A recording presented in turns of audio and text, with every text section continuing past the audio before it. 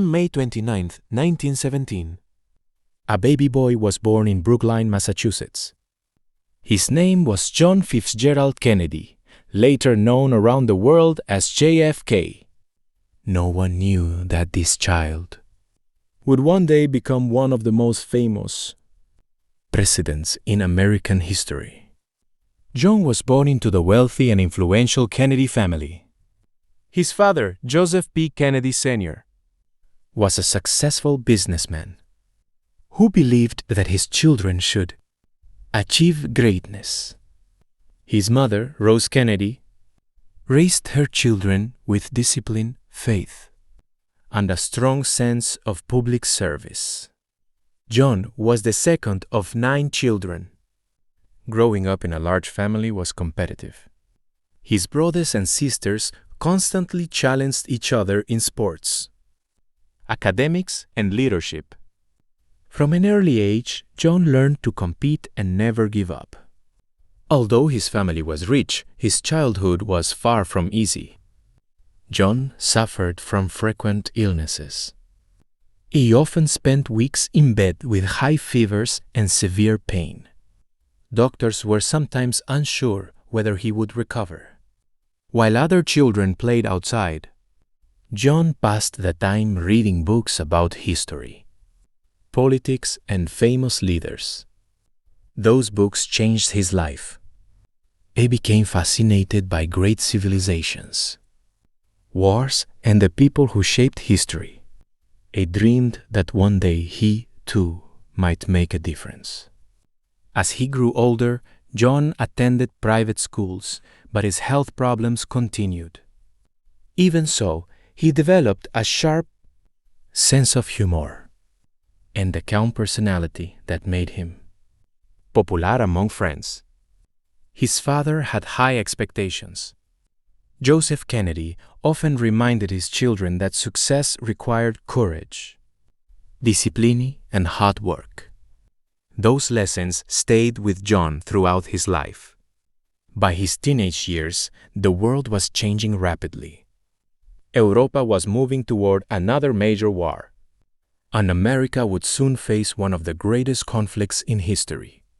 John Kennedy had no idea that this global crisis would transform his future. The young boy who loved reading history was about to become part of history himself. Education, ambition, and the road to leadership. As John F. Kennedy grew older, his curiosity about history and world affairs became stronger. Despite suffering from frequent illnesses, he refused to let poor health define his future. His determination impressed both his teachers and his family. John attended Choate School in Connecticut, one of America's leading boarding schools. Although he was known for joking with friends and occasionally breaking school rules, he was also intelligent and loved discussing politics and history. His father wanted every Kennedy child to become a leader. John understood that carrying the Kennedy name came with great expectations. He worked hard to improve himself, even while battling constant back pain and stomach problems. In 1936, he entered Harvard University, one of the most prestigious universities in the United States. At Harvard, Kennedy studied political science, economics, and international relations. He became especially interested in Europe's growing political crisis as dictators like Adolf Hitler gained power. Instead of relying only on textbooks, John traveled across Europe with his family. He visited Britain, France, Germany, and other countries, witnessing rising international tensions firsthand. These experiences gave him a deeper understanding of world politics than most students his age. For his senior thesis, Kennedy analyzed why Britain had failed to stop Nazi Germany before World War II. The thesis was later published as a book titled Why England Slept. The book became a bestseller and introduced Kennedy as a thoughtful, young writer with a deep understanding of international affairs. By 1940, John Kennedy graduated from Harvard. But while he celebrated his success, the world was already at war. Germany had invaded much of Europe, and the conflict was spreading rapidly. Although Kennedy's poor health could have kept him out of military service, he believed that serving his country was his duty. Soon, he would join the United States Navy. The young man who had spent years studying history was now preparing to face one of history's greatest wars. His courage would soon be tested in the dangerous waters of the Pacific Ocean. The hero of PT 109. By 1941, the United States had entered World War II after the attack on Pearl Harbor. John F. Kennedy wanted to serve his country, even though he suffered from chronic back pain and other health problems. With determination and persistence, he joined the United States Navy. After months of training, Kennedy was assigned to command a small patrol torpedo boat known as PT 109 in the Pacific Ocean. The mission of PT boats was extremely dangerous. They patrolled at night, attacked enemy ships, and gathered intelligence near Japanese-controlled islands. On the night of August 2, 1943, disaster struck. While moving through the dark waters near the Solomon Islands, PT 109 was suddenly rammed by the Japanese destroyer Amagiri. The wooden boat exploded and split in two. 2 crew members were killed instantly, while the survivors were thrown into the burning sea. Despite his own injuries, Lieutenant Kennedy refused to abandon his men. He organized the survivors and led them through shark-infested waters toward a small uninhabited island. One wounded sailor was too weak to swim. Kennedy placed the strap of the sailor's life jacket between his teeth and pulled him through the ocean for several hours until they reached land. The crew had no food, little water, and no way to contact American forces. For days, Kennedy searched nearby islands for help. Finally, he met 2 local Icelanders who worked with Allied forces. Using a coconut shell, Kennedy carved a rescue message that was secretly delivered to an American base. Soon afterward, the surviving crew of PT 109 was rescued. Kennedy's courage and leadership saved the lives of most of his men. For his actions, he received the Navy and Marine Corps Medal, one of the highest awards for heroism. The story of PT 109 spread across America. John F. Kennedy was no longer just the son of a wealthy family. He had become a genuine war hero. This experience taught him the value of courage, responsibility, and sacrifice, qualities that would later define his leadership as President of the United States. But the war was ending, and a new chapter of his life was about to begin. Soon, John F. Kennedy would leave the battlefield and enter the world of American politics. From war hero to rising politician, World War II ended in 1945, and John F. Kennedy returned home as a decorated naval hero. The story of PT 109 had made him famous across America. Newspapers praised his courage, and many people admired the young officer who had risked his life to save his crew. But Kennedy believed his greatest service to the nation was still ahead. His father, Joseph B. Kennedy Sr., encouraged him to enter politics. He believed John had the intelligence, charisma, and leadership needed to represent the American people.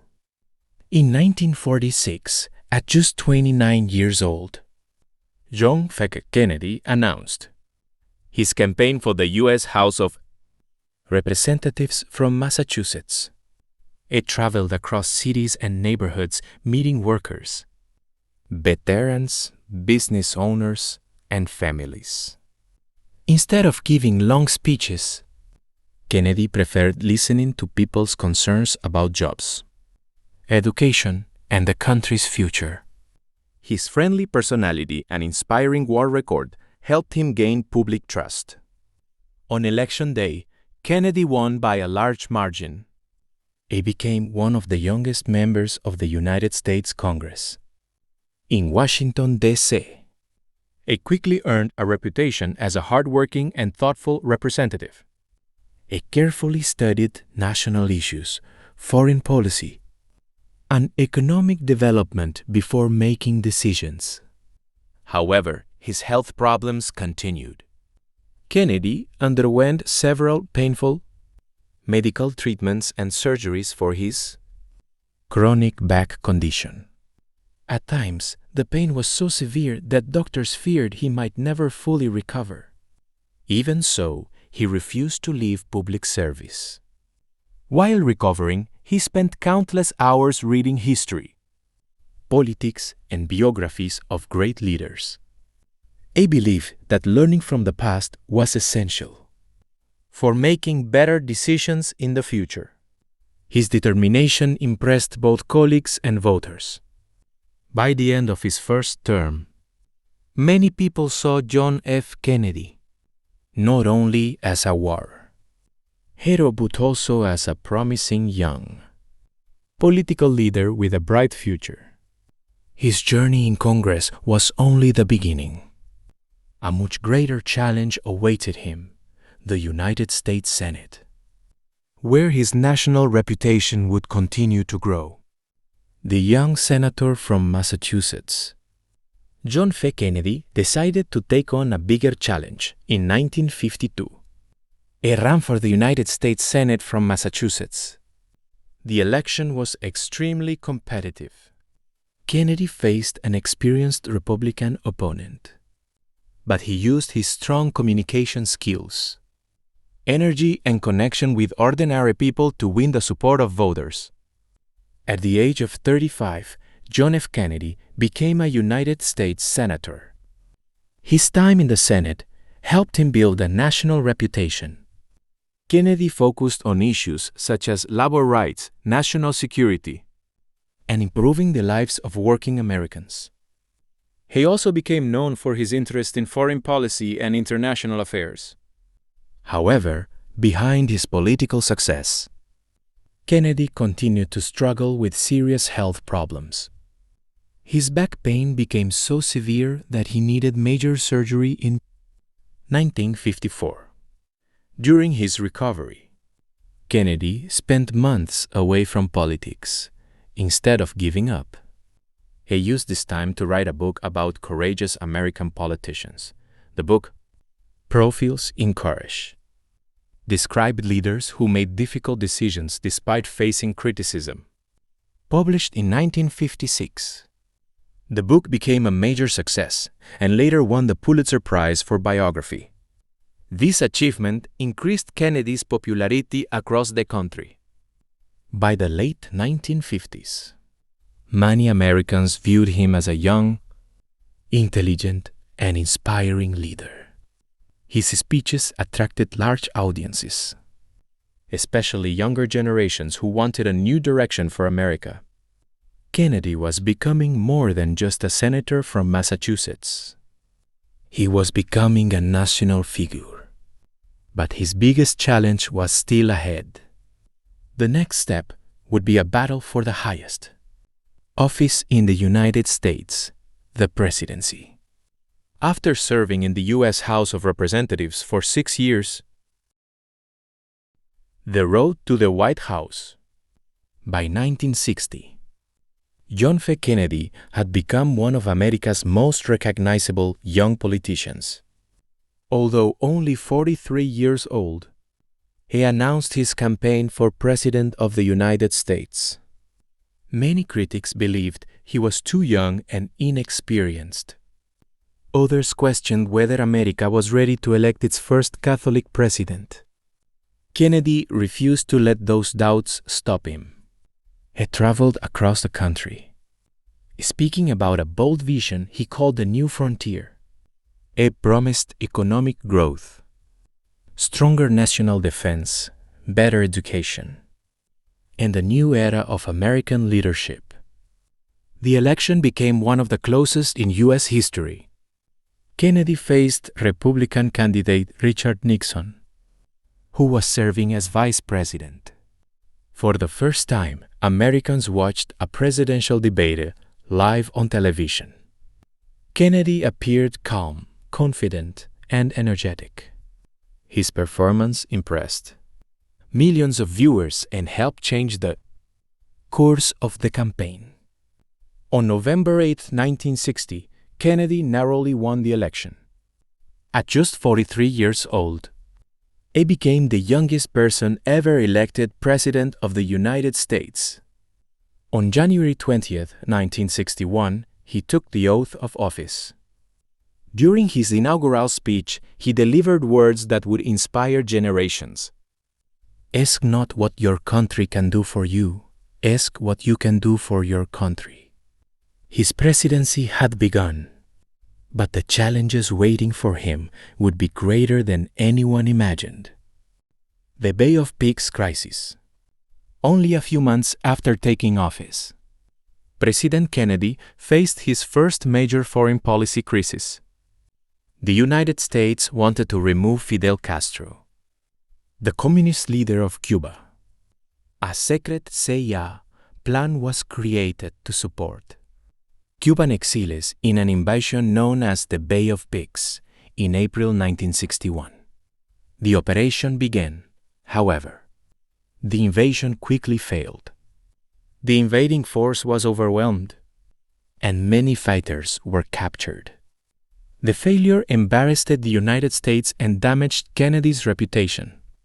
Many people questioned whether the young president had enough experience to lead the country during the Cold War. Instead of blaming others, Kennedy accepted full responsibility for the failed operation. He admitted mistakes had been made and promised to learn from them.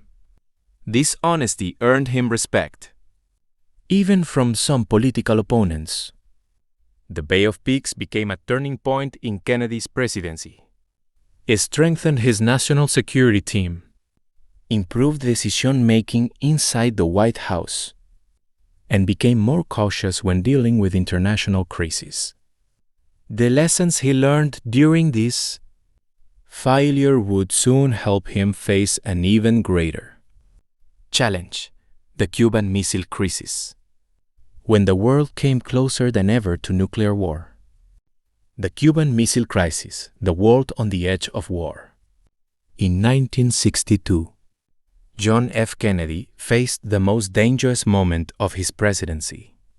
The world was already divided by the Cold War between the United States and the Soviet Union. Both nations had powerful nuclear weapons, and any major conflict could destroy millions of lives.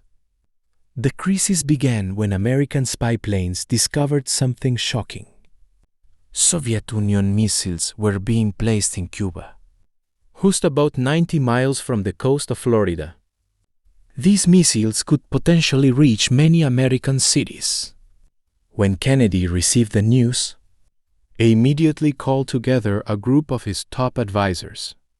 This group became known as ExComm. Inside the White House, leaders debated what to do.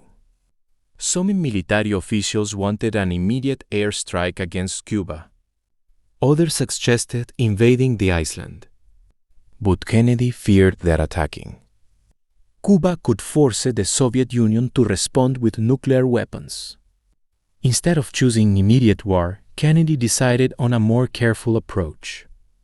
On October 22, 1962, he addressed the American people and announced a naval blockade around Cuba. He demanded that the Soviet Union remove the missiles. For several tense days, the world waited. American and Soviet ships moved closer to confrontation. Millions of people feared that a nuclear war could begin at any moment. Behind closed doors, Kennedy and Soviet leader Nikita Khrushchev exchanged messages to find a peaceful solution. Finally, after intense negotiations, the Soviet Union agreed to remove the missiles from Cuba. In return, the United States secretly agreed to remove some of its missiles from Turkey. The crisis ended without a war. Many historians consider Kennedy's handling of the Cuban Missile Crisis one of the most important moments of his presidency. He showed patience, careful thinking, and a willingness to choose diplomacy over destruction. The event changed the way the world viewed nuclear weapons. After the crisis, the United States and Soviet Union worked to improve communication and reduce the risk of future conflict. For Kennedy, it was a reminder that leadership required not only strength but also wisdom. But while he was dealing with global threats, another major issue was growing inside. America, the fight for civil rights and equality. A president facing the fight for civil rights. During John F. Kennedy's presidency, America faced one of its biggest challenges at home: the struggle for civil rights. For decades, African Americans had faced racial discrimination and segregation, especially in the southern states. They were often denied equal access to schools, restaurants, transportation, and voting rights. By the early 1960s, the civil rights movement had grown stronger. Leaders like Martin Luther King Jr. and thousands of ordinary citizens organized peaceful protests demanding equality and justice. At first, Kennedy was cautious. He worried that moving too quickly on civil rights could create more political conflict. However, several major events changed his perspective. In 1961, the Freedom Riders challenged segregation in interstate transportation. They faced violent attacks in some areas, bringing national attention to the issue. In 1962, a major crisis occurred at the University of Mississippi, when African-American student James Meredith attempted to enroll. Federal forces had to intervene to protect his right to attend. The most important moment came in 1963. Thousands of people gathered in Birmingham, Alabama, to protest segregation. Television and broadcasts showed images of peaceful protesters, including children being attacked by police. The scenes shocked many Americans. Kennedy realized that civil rights was not only a political issue, it was a moral responsibility. In June 1963, he gave a historic speech to the nation. He called civil rights a matter of equality and justice and announced plans for a new civil rights law. Later that year, hundreds of thousands of people gathered in Washington, D.C., for the famous March on Washington. During this event, Martin Luther King Jr. delivered his legendary "I Have a Dream" speech. Kennedy supported the movement, but he would not live to see the final result. After his death, the Civil Rights Act of 1964 was passed, becoming one of the most important laws in American history.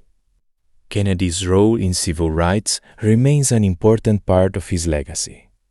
He showed that leadership sometimes requires changing opinions and taking action when the other nation needs it most. But as Kennedy continued working to shape America's future, another challenge was approaching, one that would change history forever: the race to the moon and a vision for the future. When John F. Kennedy became president in 1961, America was facing a new competition with the Soviet Union, not only on Earth, but also in space. The space race had become a symbol of power and technology during the Cold War. In 1957, the Soviet Union shocked the world by launching Sputnik, the first artificial satellite to orbit Earth. Then in 1961, Soviet astronaut Yuri Gagarin became the first human to travel into space. these achievements created concern in the United States. Many Americans feared that the Soviet Union was becoming the leader in science and technology. Kennedy believed that America needed an ambitious goal. On May 25, 1961, He gave a historic speech before Congress and announced that the United States would send a man to the moon before the end of the decade. He said America should take on the challenge not because it was easy, but because it was difficult. This vision became known as the Apollo program. NASA scientists, engineers, and astronauts worked day and night to achieve this incredible goal. The project required new technology, advanced rockets, and years of research. Kennedy understood that the moon mission was not only about space exploration. It was also about inspiring the American people and proving the strength of American innovation. However, the program was expensive and faced many difficulties. Some critics questioned whether spending billions of dollars on space exploration was necessary. Kennedy defended the mission, believing that scientific progress would benefit future generations. In September 1962, he delivered another famous speech at Rice University, explaining why America was committed to reaching the moon. Although Kennedy would not live to see the final success, his dream became reality. On July 20, 1969, NASA's Apollo 11 mission successfully landed astronauts on the moon, and Neil Armstrong became the first human to walk on its surface. The achievement fulfilled the goal Kennedy had inspired years earlier.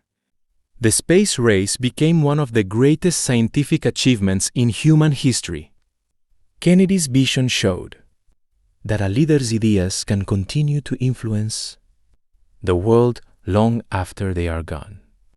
But while America looked toward the future, Kennedy's presidency was entering its most difficult and tragic chapter.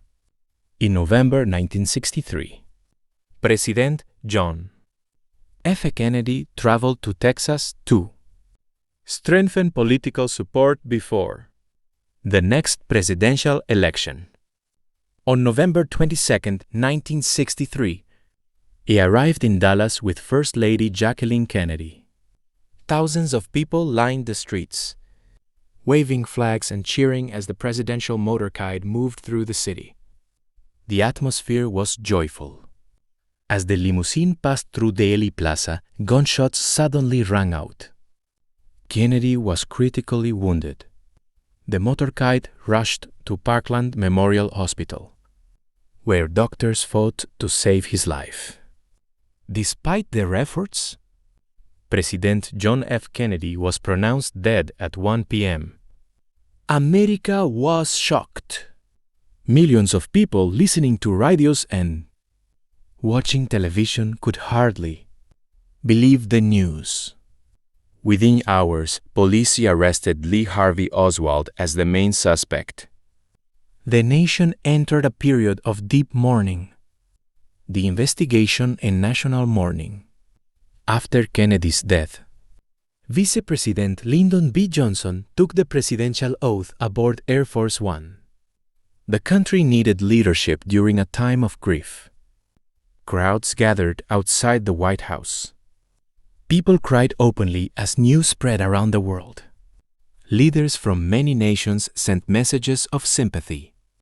2 days later, while being transferred between jails, Lee Harvey Oswald was shot and killed by nightclub owner Jack Ruby on live television.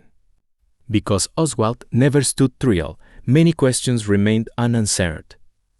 To investigate the assassination, President Johnson created the Warren Commission. The commission concluded that Oswald acted alone.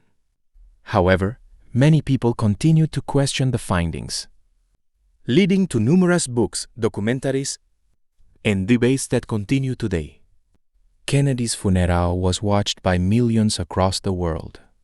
His young son, John F. Kennedy Jr., saluting his father's coffin became one of the most unforgettable images in American history. The legacy of JFK. Although Kennedy served as president for less than 3 years, his influence remained enormous. He inspired young Americans to serve their country. His leadership during the Cuban Missile Crisis helped prevent a possible nuclear war. His support for the civil rights movement encouraged the fight for equality. His vision for the moon mission inspired scientists, engineers, and astronauts. Many of his speeches are still studied today. His famous words, "Ask not what your country can do for you, ask what you can do for your country," continue to inspire people around the world. Kennedy became a symbol of hope, courage, and public service. His presidency is often remembered as Camelot, representing optimism and a belief in a brighter future. Why people still remember JFK. More than 60 years after his death, John F. Kennedy remains one of America's most admired presidents. People remember his confidence, calm leadership, and ability to inspire others. He faced Cold War tensions, promoted scientific innovation, and encouraged equal rights. His speeches united millions of Americans. Even though many of his goals were completed after his death, they were driven by the vision he created.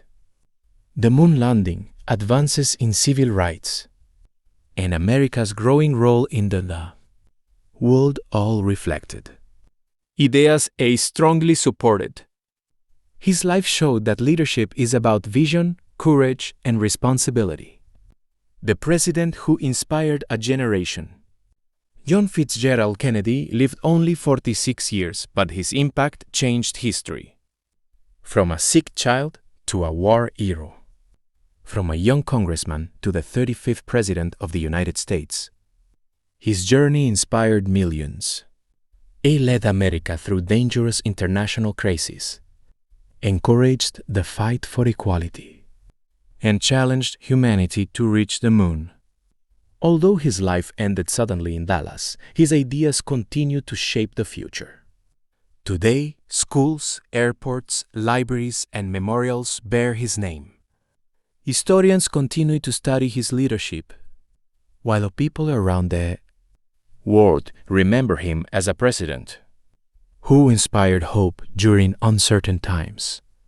John F. Kennedy proved that great leadership is not measured by how long someone serves, but by how deeply they influence history. The end.